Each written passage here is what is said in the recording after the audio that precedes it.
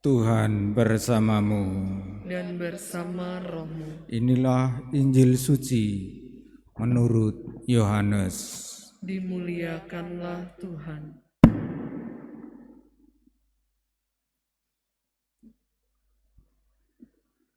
Yohanes Pembaptis memberi kesaksian tentang Yesus di hadapan murid-muridnya. Siapa yang datang dari atas ada di atas semuanya. Siapa yang berasal dari bumi, termasuk pada bumi, dan berkata-kata dalam bahasa bumi. Siapa yang datang dari surga ada di atas semuanya. Ia memberi kesaksian tentang apa yang dilihatnya dan apa yang didengarnya, tetapi tak seorang pun menerima kesaksian itu. Siapa yang menerima kesaksiannya, ia mengakui bahwa Allah adalah benar. Sebab siapa yang diutus Allah, dialah yang menyampaikan firman Allah. Karena Allah mengaruniakan rohnya dengan tak terbatas. Bapa mengasihi anak dan telah menyerahkan segala sesuatu kepadanya. Barang siapa percaya kepada anak, ia beroleh hidup yang kekal. Tetapi barang siapa tidak taat kepada anak, ia tidak akan melihat hidup, melainkan murka Allah tetap ada di atasnya.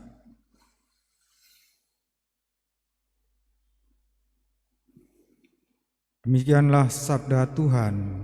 Terpujilah Kristus.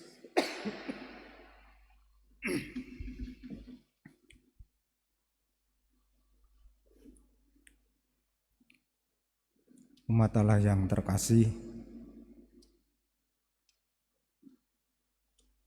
kalau kita mencintai sesama kita, sesuatu, seseorang yang kelihatan, sesungguhnya sebagai bukti cinta kita kepada Allah yang tidak kelihatan. Kalau kita taat kepada aturan-aturan yang tertulis dalam gereja, sesungguhnya sebagai tanda ketaatan kita kepada Allah yang tidak tertulis. Tetapi kadangkala kita harus memilih, lebih mengasihi Allah atau mengasihi sesama, lebih memilih aturan atau memilih Allah. Sebagai orang Kristiani, kita harus mengutamakan Allah di atas segalanya. Meskipun kadang kita mengalami kesulitan, mengalami tantangan. Karena kalau kita memilih manusia dan manusia itu jahat, kita kadangkala tidak mengasihi Allah.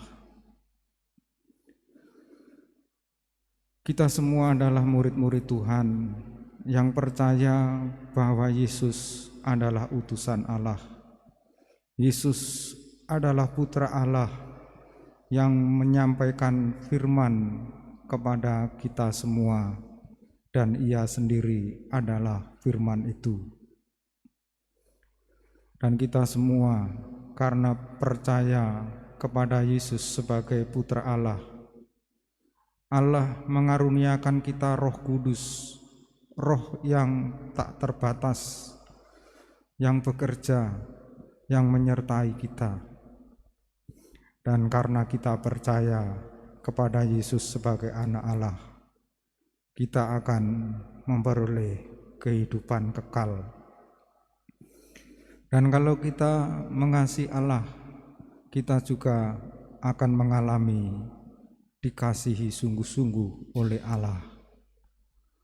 Kalau kita tidak taat kepada anak, kita tidak akan melihat hidup, dan sepertinya kita akan mengalami penghakiman dari Allah, mengalami murka dari Allah.